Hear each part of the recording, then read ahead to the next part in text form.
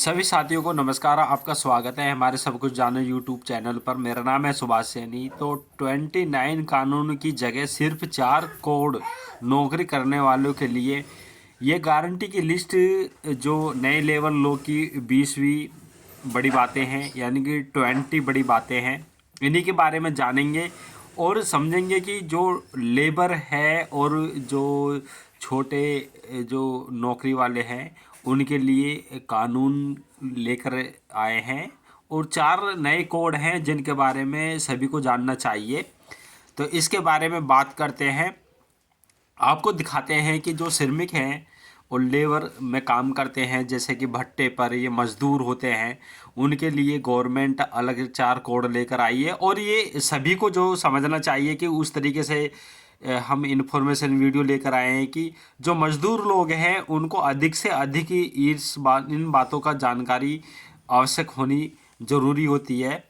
तो इसी के बारे में केंद्र सरकार ने पूरे देश के मजदूरों के लिए नए श्रम कानून लागू कर दिए गए हैं कि इन नियमों के जो मुख्य मकसद मजदूरों को बेहतर सामाजिक सुरक्षा देना और कंपनियों के वेतन में हेर फेर करके सामाजिक सुरक्षा का अंशदान कम करने से रोकना। हालांकि होता क्या आता है कि जो बड़े ठेकेदार हैं या छोटे ठेकेदार हैं जो भी हैं, अधिकतम वो क्या करते हैं कि लेबर से काम कराते हैं। जो मजदूरी होती है उस मजदूरी में से 200 300 400 रुपये पर मजदूरी के हिसाब से वो अपना एक अलग नया करेक्शन क्रिएट करते हैं।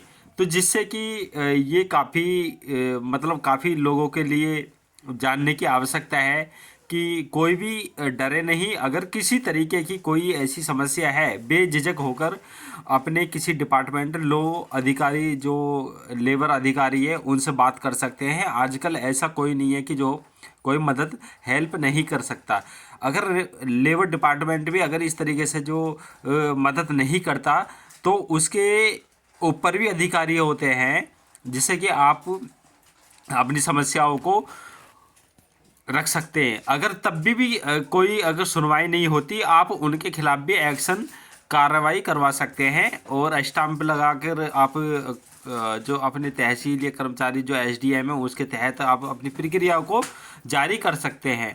इसमें डरने की कोई बात नहीं है। तो केंद्र सरकार ने सुरक्षा को एक बड़ा कदम उठाते हुए 5 साल पहले बनाए गए 4 लेबर कोड्स को लागू करने का ऐलान किया है। नए कानून 29 यानी कि 29 पुराने कानूनों की जगह लेकर यह घोषणा बिहार में एनडीए की शानदार चुनावी जीत के एक हफ्ते के भीतर आई है, जबकि महाराष्ट्र, हरियाणा और दिल्ली में भी इसी तरीके की सफलता मिली थी।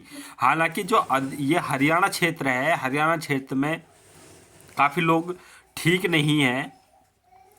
क्यों? वो लेबर डिपार्टमेंट हो या किसी भी कंपनी का जो अधिकारी हो या किसी जो कंपनी में ठेकेदारी प्रथा हो या कोई जो कंसल्टेंसी कंपनी हो, लेकिन ये अधिकतर ज़्यादातर जो है लेबरों का पैसा खाते हैं। खासकर मैंने देखा है, ये इसलिए मैं बता रहा हूँ। तो इस तरीके की सफलता मिली है कि नए नियमों के तहत अब 1 साल काम करने वाले निश्चित अवधि के कर्मचारियों को ग्रेजुएटी का फायदा मिलेगा। साथ ही सामाजिक सुरक्षा का दायरा सभी मजदूरों के लिए बढ़ा दिया गया है। अब हर मजदूर को पीएफ, ईएसआई बीमा और अन्य सामाजिक सुरक्षा के लाभ मिलेंगे। इसके अलावा 40 साल से ज़्यादा उम्र के कर्मचारियों के लिए कई जगहों पर साल में एक बार स्वास्थ्य जांच करवाने की ज़रूरत कर दिया गया है। हालांकि भारत में अब नए लेबर कोड आ गए हैं। कोड ये पुराने नियमों के मिलाकर एक आसान और आधुनिक ढांचा तैयार करता है। इनका मकसद है कि नौकरी देने, तनख्वाह, सामाजिक सुरक्षा और काम करने की जगह के नियम सभी के लिए एक जैसा साफ हो। इन नए नियमों की कंपनियों के लिए काम करना आसान होगा और मजदूरों को बेहतर सुरक्षा मिलेगी। अब सभी कर्मचारियों के लिए न्यूनतम मजदूरी तय की गई है। इसमें असंगठित क्षेत्र के मजदूर भी शामिल होंगे। सरकार एक जो स्टैट्यूटरी फ्लोर वेज यानी न्यूनतम मजदूरी की सीमा जो तय करेगी, यह सीमा लोगों के रहने के लिए ज़रूरत न्यूनतम खर्चा के आधार पर तय होगी। राज्य और अपनी न्यूनतम मजदूरी के फ्लोर वेज से ऊपर ही रखनी होगी। वेजिस होती है यानी कि जो पैसा मिलता है काम करने का, यानी मजदूरी की परिभाषा को भी बदल गया है। तो अब इसमें बेसिक पे महंगाई भत्ता और रिटेनिंग आउट्स शामिल होंगे। खास बात यह है कि कुल कमाई का कम से कम 50% हिस्सा है बेसिक पे होना चाहिए। इसमें यह पक्का होगा कि कंपनियां सिर्फ भत्ते बढ़ाकर मजदूरों की कुल कमाई को ज़्यादा नहीं दिखाए। महिलाओं के लिए लैंगिक समानता पर जोर दिया गया है। अब समान काम के लिए भर्ती और सेवा शर्तों के लिंग के आधार पर कोई भेदभाव नहीं होगा, यानी महिला और पुरुष को एक जैसा काम के लिए बराबर वेतन मिलेगा। यह ठीक बात है। सभी कर्मचारियों को समय पर तनख्वाह मिले, इसके लिए यूनिवर्सल वेज पेमेंट कवरेज लाया गया है। यह उन सभी कर्मचारियों पर लागू होगा जो हर महीने 2400 यानी 24,000 रुपये तक कमाते हैं। ओवर टाइम करने पर अब मजदूरों को सामान्य मजदूरी से कम 2 गुना पैसा मिलेगा। कंपनियों के लिए छटनी रिटेजमेंट या बंद करने के लिए ज़्यादा बड़े पैमाने पर जो मजदूर को प्रभावित करना होगा। ये पहले यहाँ 100 मजदूरों की मजदूरी लेनी पड़ती थी, अब यहाँ सीमा बढ़ाकर 300 कर दी गई है। राज्य सरकारें चाहें तो इसे और भी बढ़ा सकती है। वर्क फ्रॉम होम को अब सर्विसेज सेक्टर में बढ़ावा दिया जाएगा। इसमें कंपनियों और कर्मचारी आपसी सहमति से काम करने के तरीके से तय करेंगे। काम से जुड़े विवादों को जल्दी सुलझाने के लिए अब 2 सदस्यों वाली ट्रिब्यूनल बनाई जाएगी। इसमें फैसले जल्दी होंगे और काम रुकेगा नहीं। हड़ताल करने से पहले अब कर्मचारियों को कम से कम 14 दिन का नोटिस देना होगा। इससे बातचीत के लिए समय मिलेगा और अचानक हड़तालें कम होंगी। नोटिस पीरियड के दौरान और बातचीत के समय हड़ताल करना मना होगा। बात यह है कि आप या इस बात को नोट करें कि जो हड़ताल कंपनियों में करते हैं या किसी भी स्थान पर वो जो कर्मचारी हड़ताल करते हैं, ये भी विशेष ध्यान रखें कि जो 14 दिन का जो टाइम लिया है या दिया जाएगा, इसमें कंपनी अपने जितने वर्कर्स हैं वो एक अलग अपना टेंडर फ्लोट करके 14 दिन में उतने कर्मचारी पर बातचीत करके दूसरी साइड से वो अपना निर्धारित समय तय कर सकती है। कि हालांकि इस बात को भी आप विशेष ध्यान दीजिए कि अगर आपने नोटिस पीरियड या मतलब इस तरीके से हड़ताल की कोशिश की तो वो आपको बाहर करके उन कर्मचारियों को दूसरी साइड से रख सकते हैं। ऐसा ये हो सकता है इस तरीके से। तो इस बात का भी विशेष ध्यान रखें। कर्मचारी हड़ताल करने से पहले ज़रा सोच विचार करें।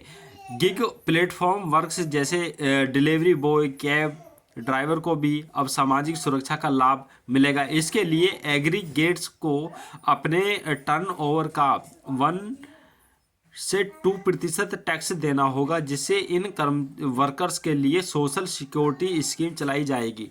फिक्स्ड टर्म कर्मचारियों को भी अब ग्रेजुएटी मिलेगी। उन्हें 5 साल पूरे करने का इंतजार नहीं करना पड़ेगा, बल्कि काम के हिसाब से जो प्रो डाटा आधार पर ग्रेजुएटी मिल जाएगी। अब इंस्पेक्टर कम फैसिलिटेटर जो सिस्टम लागू होगा, यानी कि अब इंस्पेक्शन रैंडम तरीके और कंप्यूटर के जरिए होगा।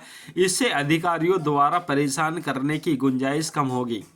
कंपाउंडिंग ऑफ ऑफसेस के तहत कुछ अपराधों के लिए कोर्ट कचहरी के चक्कर लगाने की बजाय सीधे जुर्माना भरकर मामला सुलझाया जा सकता है।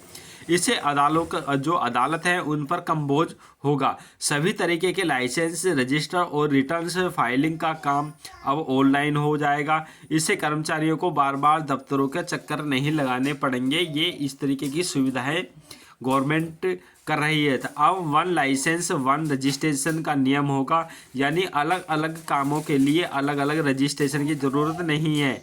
यानी कि कॉमर्शियल पॉइंट 1 रजिस्ट्रेशन सब कुछ एक जगह से सेंट्रलाइज होगा, जिससे कंपनियों का काम आसान होगा। सभी कर्मचारियों के लिए, यहाँ तक कि असंगठित क्षेत्र के मजदूर हैं उनके लिए अब अपॉइंटमेंट लेटर जो होता है अपॉइंटमेंट लेटर देना अनिवार्य होगा। इससे उनके काम और शर्तों का लिखित प्रमाण रहेगा। अब महिलाओं को रात की शिफ्ट में काम करने की इजाज़त मिल गई है, लेकिन इसके लिए उनकी सहायता और सुरक्षा के पुख्ता इंतजाम करना जरूरी होंगे कंपनी वालों को।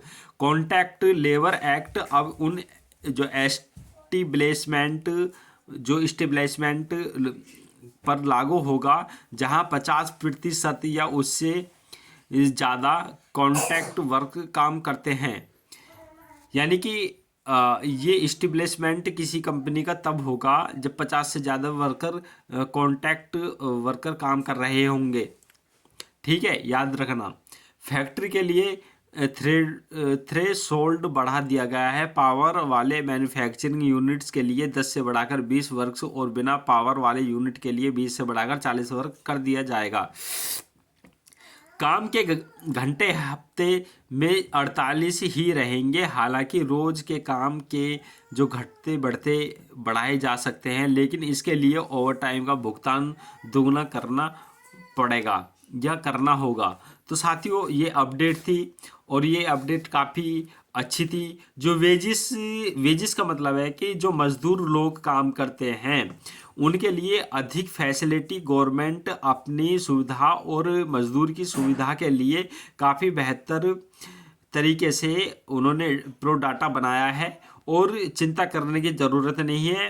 अब वो भारत नहीं रहा, ये आधुनिक भारत है और ये इतिहास लिखने जा रहा है। तो इस तरीके से जो मज़दूर हैं वो भी इसमें मदद करें और भारत को आगे बढ़ाएं।